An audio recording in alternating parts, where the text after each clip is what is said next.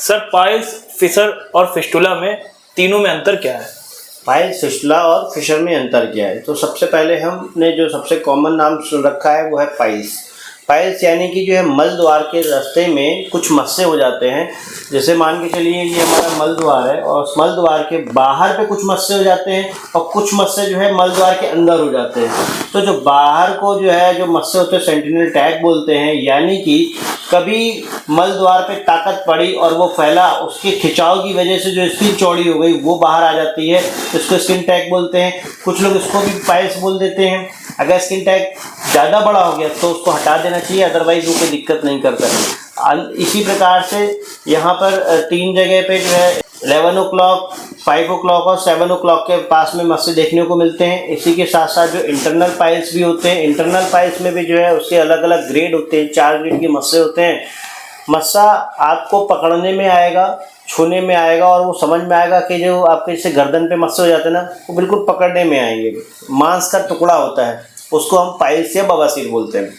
यहीं पे जो फिशर होती है, फिशर में क्या होता है, मल द्वार का रास्ता कट जाता है। लैट्रिन कड़क होने की वजह से जो मल बाहर निकल रहा होता है और वो जब मल बाहर निकलता है तो लैट्रिन के रास्ते में घर्षण होने की वजह से वो रास्ता चीरा लग जाता है, वहाँ पे कट लग जाता है, जिसकी वजह से आपका जब मल बाहर आता है तो उससे कई बार चिपक करके जो है जो खून आता है तो वो फिशर की वजह से होता है।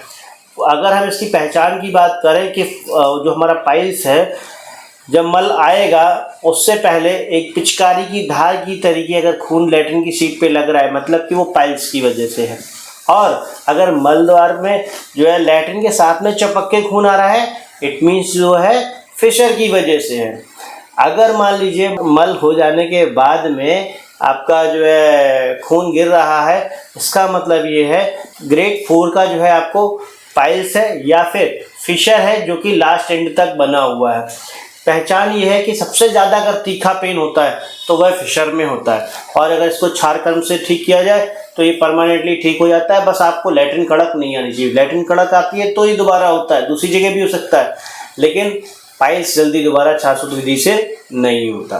अब बात आती है कि फिस्टुला क्या होता है। फिस्टुला का मतलब ये होता है जो हमारी लैट्रिन को रोकने वाली जो वलई है, मतलब कि जो रास्ते को ये टाइटनेस देती है ना, वहाँ पर कुछ रिंग्स होती हैं और उन रिंग्स के पास में अगर इन्फेक्शन हो जाता है या वहाँ पे कोई मल का टुकड़ा जाके ठहर जाता है, जिसकी वजह से वहाँ इन्फेक्शन क्रिएट हो जाता है और वो इन्फेक्शन हमारे बटक्स की मसल्स में इंसर्ट हो जाता है और बटक्स की मसल्स में जा कर के वहाँ कोई फोड़ा बना देता है, फुंसी बना देता है या वहाँ पस भर जाता है, तो वो फिस्टुला कहलाता है। यानी कि एक दूसरी नली मल द्वार के बगल से दूसरे एरिया में जो जाती है, जहाँ पे जिसमें पस भरा हुआ है या कोई गंदा पानी भरा हुआ है, रिसाव हो रहा है, वो जो दूसरा है छेद, उस छेद को हम लोग भगंदर बोलते हैं। इसको आयुर्वेद की भाषा में नाड़ी व्रण या विद्रदी भी बोलते हैं।